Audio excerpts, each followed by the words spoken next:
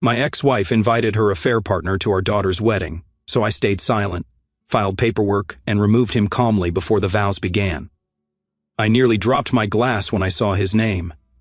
There it was, plain as day, nestled between cousin Marlene +1 and golf buddy Dan Allen Dam Dorsey. RS5PD chicken or fish +1. I blinked, thinking maybe my eyes had done that thing they do sometimes, mixing names, jumbling letters. But no, Alan Dorsey, the man who used to park his Lexus 2 blocks away so the neighbors wouldn't see. The man who grinned in my face at barbecues and called me brother while he was screwing my wife. I was sitting at my daughter's kitchen table in Dallas going over seating charts and floral arrangements while she FaceTimed with the wedding planner. The house smelled like cinnamon and drywall dust. She and her fiancé were still finishing renovations. Bless their hearts, I was just there to help. Be the good ex-husband, be the supportive dad. Smile when Denise made her usual passive-aggressive jokes. Nod when she said things like, "Well, it's Melissa's day, Carl, not ours." But then that name. His name. I didn't say anything at first. Just folded the list closed like it was a newspaper I'd finished reading. But my hand was trembling just enough that the edge of the paper tapped the table. Tap, tap, tap. Like a warning bell in my skull. Denise noticed. "You okay?" she asked, casual like she already knew. I looked her in the eye. She was sipping wine from a glass that still had the store sticker on it. Fancy new stemware for the occasion, of course. I leaned back slowly, folding my arms. Alan Dorsey's on the guest list. She didn't even flinch. Didn't blink, just swirled the wine and said, "Melissa said, you're both adults. Just be civil. All right, fellas, quick break. We're shooting for 10,000 subscribers. If you're enjoying these gripping tales of betrayal, hit that subscribe button, and let's get back to the story." That word civil hit me like a punch in the throat. Civil. I was civil when I didn't throw a chair through our bedroom window the night I found out. Civil when I didn't go to Alan's office and drag him by his collar through the goddamn parking lot. Civil when I signed those divorce papers, half sedated and holding back a scream. Civil was what I'd been for 7 goddamn years. Now I was being asked to be civil at my own daughter's wedding with the man who split my life in half, sitting 3 tables away from me sipping Pinot Grigio, and probably telling some smug story about Italian villas and how he knew Melissa when she was just this tall. I stood up. Denise stiffened. "Carl," she said, "let's not make this about ancient history." I looked at her, really looked at the Botoxed forehead trying to stay calm, the tight-lipped expression, and said, "I still control this narrative." I didn't yell, didn't accuse, I just said one word. "Sure." Then I walked out. I didn't slam the door. I didn't leave tire tracks on her fancy new driveway. I just drove home in silence. I passed the old high school, the auto repair shop where Melissa worked part-time in college, the diner where Denise used to meet Alan behind my back. I saw ghosts everywhere. They smiled like nothing had happened, like 7 years of humiliation could be papered over with a fancy white dress and centerpieces that cost more than my truck's transmission. When I got home, I sat on the porch and cracked open a lukewarm beer. The bottle cap fell onto the deck with a sharp clink. Funny how even the smallest sounds can punch through your skull when you're that hollow inside. I didn't sleep that night. Instead, I dug out a shoebox from the back of my closet. Not the kind with old letters or baby shoes. No, this one held something else. Blueprints, copies of contracts, an old USB stick, and a leather-bound folder with my initials embossed from my project supervisor days. I laid them out on the dining table like puzzle pieces. Years of discipline and planning had taught me one thing. The most effective revenge is delivered with precision, not fury. I looked at the RS5P card one more time. His handwriting was still the same. Arrogant, loopy, like he was signing autographs for fans. Looking forward to celebrating with the family, it read. I smiled, not with joy but with something deeper, colder. Me too, Alan. Me too. The day after I found his name on that list, I woke up at 5:42 a.m. out of habit. Years of being the first one on site never leave you. Even if the only job you've got now is hauling folding chairs into a U-Haul and pretending you're thrilled about ivory seat cushions. Melissa sent me a cheerful thanks, Dad, with a stream of emojis when I confirmed I'd covered the final deposit for the custom bar. Something about smoked rosemary garnishes and bourbon taps. Her fiancé wanted rustic upscale, which near as I could tell meant spending $20,000 to make it look like you didn't spend $20,000. I smiled through it all. I posed for family photos at the pre-wedding dinner. Denise made a toast, clinked her glass against mine and said, "Look at us. Not bad for a couple of exes, huh?" And I laughed, even when Alan's name was casually mentioned during a conversation about seating logistics. "Oh yeah, He'll probably sit with the Chesters. I didn't flinch. But every night when I got back to my place, I pulled that invitation out of the drawer. I didn't know why I kept staring at it. Maybe because it was so permanent, so polished.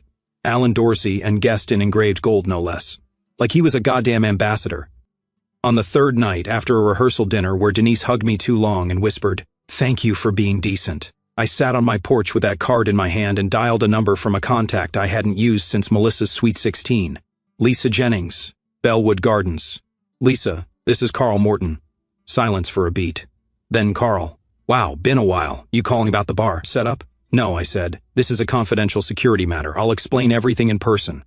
There was another pause. But Lisa wasn't the kind of woman who needed handholding. I used to work with her when she managed vendor timelines like a battlefield general. "All right," she said finally. "Come by after 10 o'clock. Back office entrance. Click." I stared at my phone for a minute before setting it down. Then I walked into the garage, opened the old tool chest, and pulled out a plain manila envelope. Inside was everything I needed. Nothing criminal, nothing dramatic. Just enough. Just enough to raise eyebrows.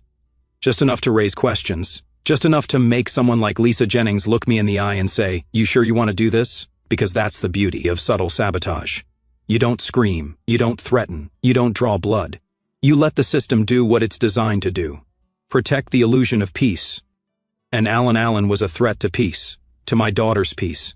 Let him have his golf tournaments and steakhouse loyalty cards. Let him pin in his Patagonia quarter zip. But he would not stand in that garden while my daughter walked down the aisle. He would not raise a glass on that sacred ground. Not on my watch. So I went back inside, laid out the documents, checked every detail twice. Then I stared at the ceiling for hours, listening to the creak of the fan and the low hum of my neighbor's sprinkler. No one knew what I was doing. Not Melissa, not Denise, certainly not Alan. To them, I was still the guy showing up early to unload chairs.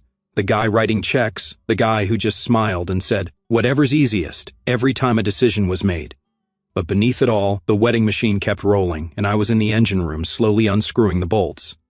"Honestly, Dad, I'm proud of you," Melissa said, wrapping her arms around me like I'd just beaten cancer. "You've been amazing through all this." I smiled because that's what fathers do. We smile through pain, through betrayal, through the goddamn absurdity of having to clap ourselves on the back for not flipping the table when your ex-wife's ex-lover is invited to your daughter's wedding. Denise echoed the sentiment over coffee that same morning. "You've really grown," she said, like I was her student who finally stopped throwing spitballs. "It takes a big man to let go of the past." I nodded and took a sip of my burnt diner coffee. Let go of the past? They say time heals all wounds. That's a lie.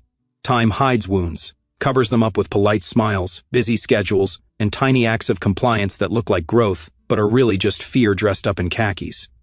But the body remembers. Mine sure as hell did. The past wasn't gone. It was walking through the front door in 2 weeks with a tailored blazer and a guest pass, and they wanted me to clap.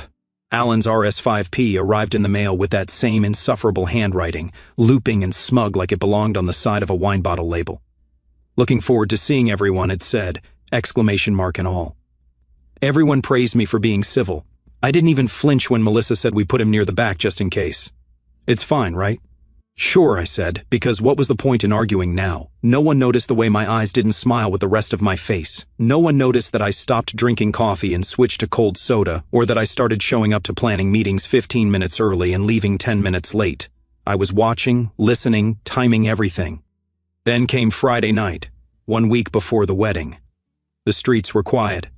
One of those Texas nights where the heat doesn't break even after dark and the air feels thick with unsaid things.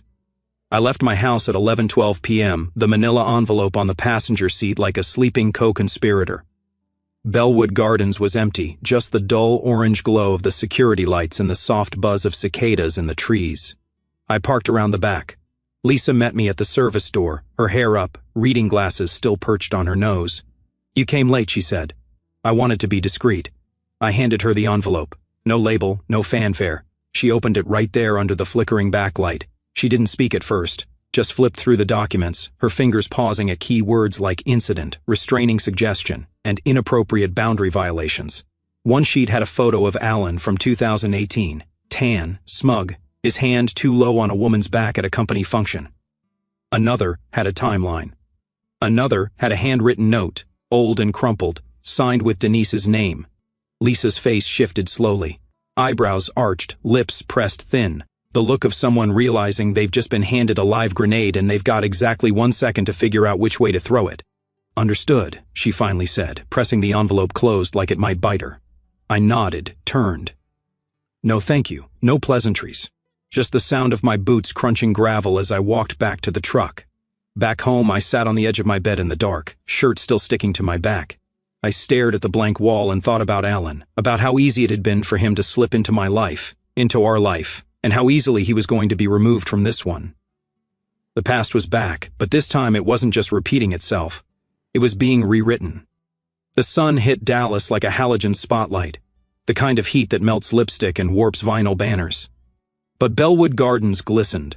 Rose arches trimmed to perfection, white chairs and symmetrical rows, string quartet tuning up under the canopy like a scene from a bridal magazine. It was a damn masterpiece. I arrived early wearing my best charcoal suit, the one I hadn't put on since Denise's attorney explained how 60-40 splits work when infidelity can't be proven in court. I shook hands, hugged out-of-town cousins, laughed politely when Uncle Rich asked if I was ready to give my baby girl away. I didn't speak to Denise. She floated around in lavender chiffon, acting like the Queen Mother of Reconciliation. When our eyes did meet briefly, she nodded with that brutal smile people use at funerals. I just kept moving. The ceremony was supposed to start at 2:30. Guests were being ushered in, camera phones already out, bouquets fluffing, programs fanning. Then at 2:18 p.m. the Lexus pulled in. Of course it was a Lexus, white, gleaming, subtle enough to look respectable, smug enough to say country club member. Alan Dorsey stepped out in a navy suit, tie undone. Just so. He had the same cologne. I swear to God I could smell it from across the lawn. Some citrusy nonsense that made women say, "You smell expensive." His date, a woman half his age with Instagram eyebrows, linked arms with him. He smirked, waved at someone near the refreshment table, and began his strut toward the guest area. That was when the 2 uniformed security guards stepped in front of him. I didn't flinch, didn't look, just sipped my ginger ale. "Sir," one of them said, "we need to speak with you privately." Alan slowed but didn't stop. "It's okay, I'm on the guest list." Alan Dorsey, one guard blocked his path. "Sir, you're not allowed on the premises." "Excuse me?"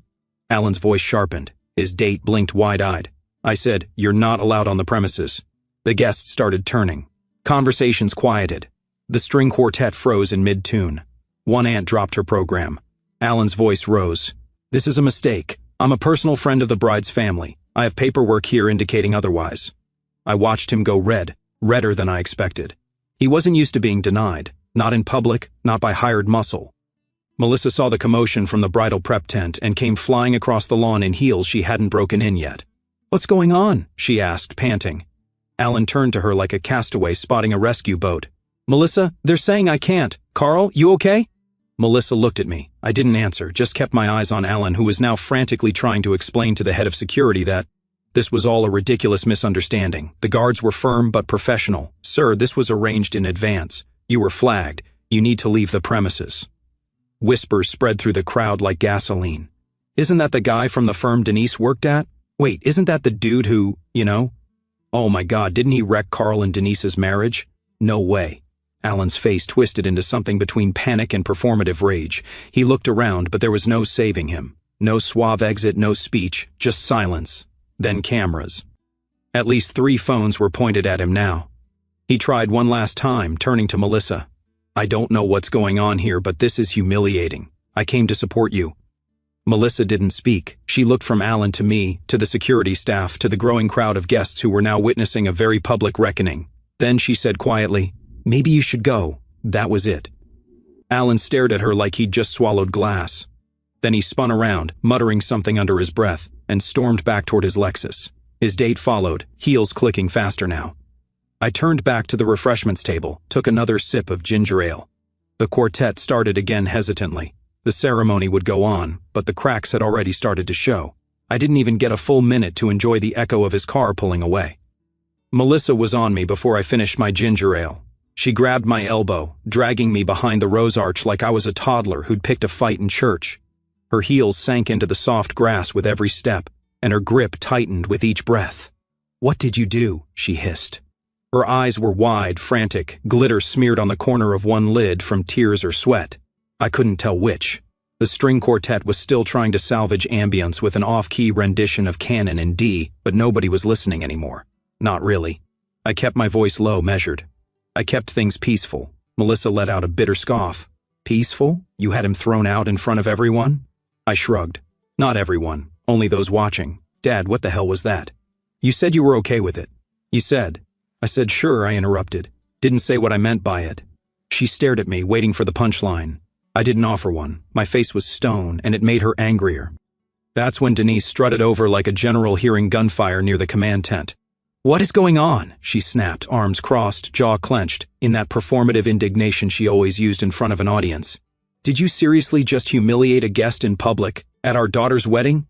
I leaned against the trellis, calm as ever. Lisa, the venue manager, had apparently seen this scene playing out from the balcony above and made her way down, clipboard in hand, expression unreadable. No panic, no apologies, just the cool demeanor of a woman used to cleaning up other people's messes without breaking a sweat. She approached us and cleared her throat. This man, she said, tapping her pen against the incident sheet she now held, was flagged for inappropriate conduct regarding the family. We operate on a client protection policy. The client reserves the right to restrict access to anyone deemed potentially disruptive. Denise blinked. What? Lisa didn't flinch. This was discussed in person. Confidential documentation was submitted. Our security was briefed accordingly. Melissa turned to me, eyes darting between the two women like she was trying to spot which one was lying. You filed paperwork on Alan. I nodded.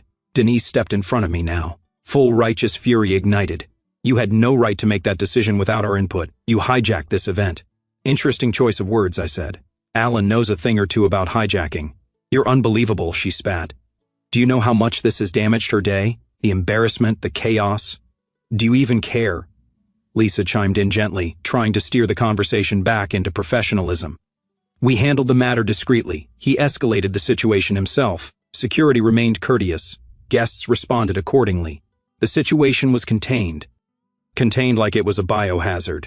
Denise looked like she wanted to slap me. Instead, she just breathed hard through her nose and stomped off toward the cocktail tent, muttering something about control issues and therapy. Melissa stayed. I asked you for one thing, she whispered, to keep it together. I did, I said. You still have your venue, your flowers, your band, your guests. Just not your mother's side piece in the third row, grinning through your vows like nothing ever happened. She turned her back on me for a second, both hands on her hips, wedding bracelet glinting in the sun. It's not about him, Dad. It's about me. This is my day. I nodded slowly. And now he won't be in your pictures. Melissa didn't respond. The photographer called out for the bridal party. Lisa gave me a faint approving nod and slipped back into the crowd. My daughter stood there another moment, chewing her lip, torn between fury and something she didn't want to name. She didn't thank me, didn't scream either, just walked away. The ceremony didn't start at 2:30. Not exactly. At 2:37, the string quartet gave up trying to play over the whispering and just paused, bows hanging limp. I was starting toward the back lawn where half the crowd was now facing the wrong direction. The murmurs weren't quiet anymore. That guy, wasn't he the one Denise cheated with? I knew that face looked familiar. He used to come to the neighborhood cookouts, didn't he? Wait, he got kicked out? Why would you even invite someone like that? I mean, is Carl okay? Honestly, I'd have decked him. The whispers weren't accusatory. They weren't about me. Not yet. They were about him. Alan Dorsey, who was now stomping across the gravel like a toddler leaving a theme park early. His jacket was slung over one shoulder, sweat glistening on his forehead, date trailing behind him like a deer in a forest fire. He wasn't shouting anymore, just muttering, cursing under his breath like the whole situation was beneath him. And maybe it was. Alan never had the stomach for humiliation. He thrived on control, on appearing composed, successful, above the fray, which is why seeing him flushed, rejected, and scurrying back to his Lexus, while 50 sun-drenched Texans stared holes through his back, that was justice in its purest form. Denise hovered near the cocktail bar, pretending to joke with a florist while her eyes scanned the field like a sniper looking for PR damage. She was losing control of the story, and she knew it. I, on the other hand, was done performing. I handed my glass to a caterer, nodded at no one in particular, and stepped off the main path toward the side gardens. Shade from an oak tree wrapped around me like a closing curtain. I found a bench out of sight and sat down, finally exhaling, not with relief. With precision, I'd played my part. Now I could watch from the wings. Back near the altar, Melissa was trying her best to duct tape the moment back together. She was standing tall, brushing non-existent lint off her dress, forcing a smile for the guests returning to their seats. Bridesmaids flitted nervously around her, adjusting train and veil and bouquet. But the shine had dulled. The glow was gone. The music resumed haltingly. The second violinist missed the cue. The pianist restarted twice. People clapped too loudly, too soon, like they were trying to pretend nothing had happened. But they'd seen Alan escorted out like a criminal. They'd seen Denise red-faced and shaken. And they'd seen me standing still as a statue in the middle of it all, saying nothing. The whispers would spread, already were. Some would spin it as gossip. Some would cheer it as justice, but most, especially the ones who knew why, they'd remember it. Not just the ceremony, the moment. Because in a world obsessed with happy endings, there's something unforgettable about a man quietly pulling one thread, just one, and watching the whole picture fray behind the draped curtains separating the ceremony space from the staff corridor. Everything pretty cracked wide open. "You invited him, Mom."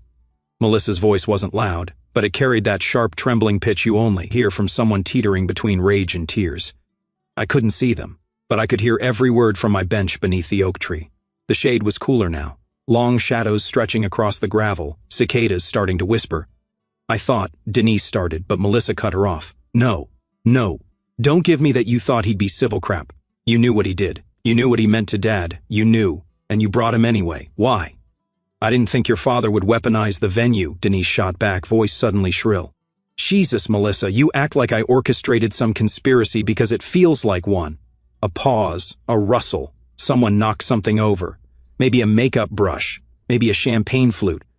The kind of clumsy silence that follows a slap, whether physical or emotional. Outside, I cracked open a cold can of root beer from the little cooler I packed myself. No one offered me drinks during the chaos, and I hadn't asked. I didn't need champagne. I had this and the sunset and the knowledge that while everyone else scrambled inside trying to manage a narrative, I had already rewritten it. The florists came and went like ghosts, heads down, quick steps. One dropped a bouquet near the service entrance and muttered, "I knew I should have called in today." The catering crew clumped together near the delivery dock, hushed and wide-eyed as if they were hiding from a sniper instead of a screaming match about infidelity and guest lists. Lisa passed by once, clipboard clutched tight, jaw clenched in neutral professionalism. She didn't say a word to me, just offered a glance that might have been respect or fear or both. My phone buzzed in my pocket once, twice. Then again, I didn't look at the screen. I didn't have to. Melissa, Denise, maybe both. Maybe her fiancé trying to mediate what was left of the fairy tale. I didn't care. Let them scream. Let them flail and panic behind layers of satin and white roses and carefully curated hors d'oeuvres. I had said my piece with action, with calm. That's the thing about chaos. Most people think it starts loud. They're wrong. The worst chaos starts quiet. One small shift, one calm decision, one envelope handed off in the dark, and now Denise was unraveling. Melissa was questioning. The help was scattering. The groom's parents were probably wondering what kind of circus they just married into. And I was sipping my soda and watching the sun melt into the Dallas skyline like nothing at all had gone wrong. It started with a snicker behind a phone screen. One of the bridesmaids, Sierra, I think, filmed the whole thing from the cocktail tent. You could hear the quartet stalling in the background while Alan puffed his chest and tried to argue with the security guard, only to get swatted down like a fly at a picnic. Her voice came through in the clip whispering, "Y'all, I told you this was going to blow up." Followed by the now infamous caption, "When your mom invites her ex-affair partner to the wedding and he gets kicked out by the bride's own dad." Exploding head popcorn emoji ring posted at 4:13 p.m. By 4:17, it had 11,000 views. By 6 p.m., it was viral. Somewhere between the first shared TikTok and the third repost on a private Facebook group called Real Housewives of Dallas Suburbs, the story mutated. People filled in blanks with their own color commentary. Screenshots from the wedding's Eventbrite page surfaced. An old photo of Alan surfaced. Arms around Denise at a charity gala in 2016. Comments lit up like a 4th of July sparkler soaked in gasoline. Denise always gave me bad vibes. Carl's a damn hero. Imagine humiliating your husband and your daughter in one lifetime. That bridesmaid's facial expressions alone deserve an Oscar. By midnight, hashtags were trending locally. Dallas wedding drama. Affair guest got bounced. Dad did right. Even Twitter got in on it. Someone posted a meme of Alan's walk of shame with the caption, "That moment when your past gets RS5PD, but security disagrees." I didn't find out until the next morning. I had my phone turned off that night. I grilled a steak, watched a rerun of Columbo, and slept like a man who finally dropped a boulder he'd been carrying since 2016. It was Rick, my old neighbor, who texted me the link at 6:04 a.m. "Bro, you're on TikTok, and I think half the county just made you their folk hero." When I opened the video, it had crossed 1.2 million views. Melissa's bridesmaids were already fielding direct message requests. One local podcast announced he'd do a deep dive into the scandal on Monday's episode.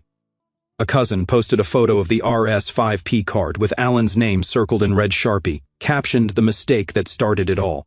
Denise, bless her delusional heart, tried damage control by commenting under the original video, "This is a private family matter. Please respect our daughter's privacy." It was too late. Privacy was a quaint idea like cassette tapes or rotary phones. Once it hit the internet, it belonged to everyone, and everyone had opinions. Some said I ruined the wedding. Others called me a legend. A few trolls called it toxic masculinity. One guy, some retired vet in Oklahoma, just wrote that man did what needed to be done. But the one that stuck with me was a comment left by a stranger named Divorce Buttwise57. People keep asking why he kicked the guy out.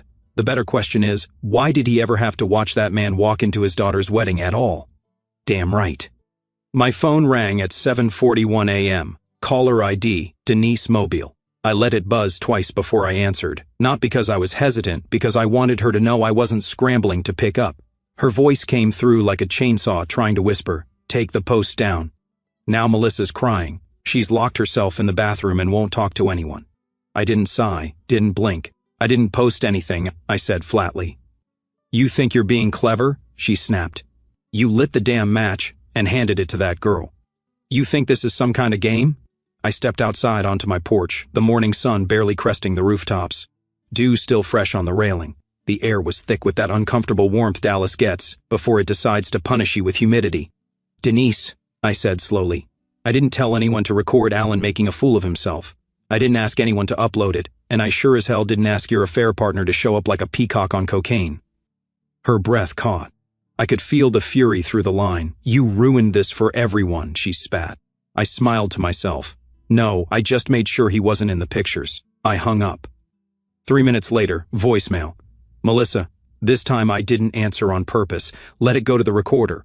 Her voice was trembling, soft, like she was trying to hold it together in front of people and failing. "Dad, why did you do this today of all days?" "I know what he did. I know, but you didn't have to make a scene.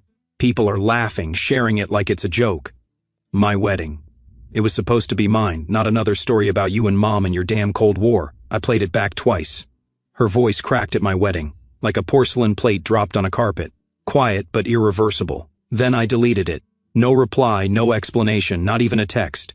Because what she didn't understand, what none of them understood, was that this wasn't about the damn wedding.